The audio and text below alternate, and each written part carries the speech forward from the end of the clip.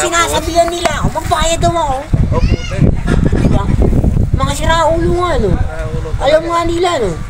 Kaya nga pag namatayan sila, sa kaldero yan sila mapupunta. Mga baliw yun, eh. Mga baliw ba yun? Mga baliw yung mga tao niya.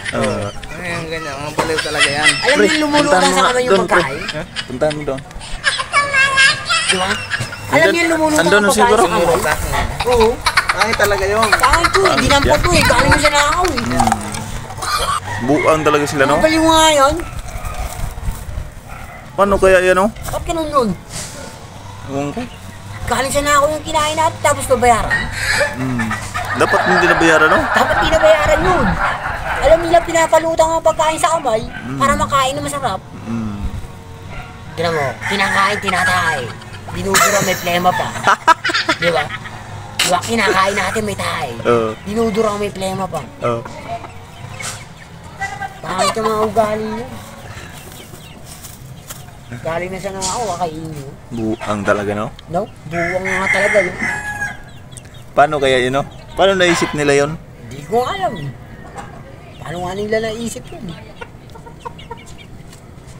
Bakit ba't mga ugali ng mga tao nila? Pinagpawisan mo, agawin sa'yo.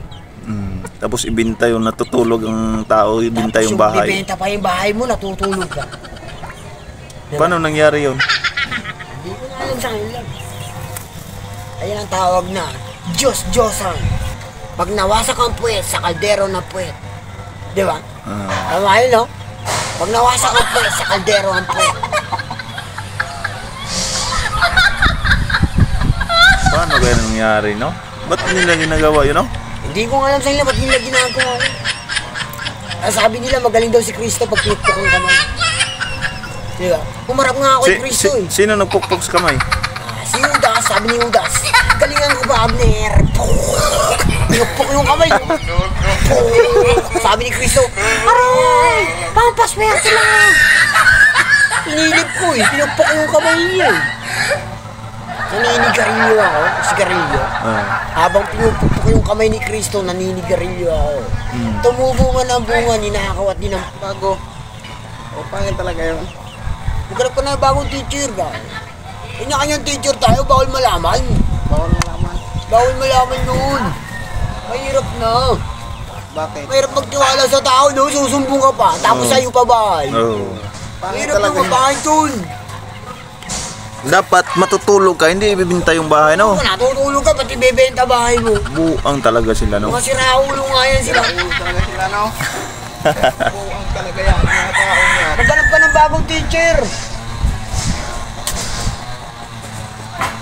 Hindi mo ibibenta yung malo.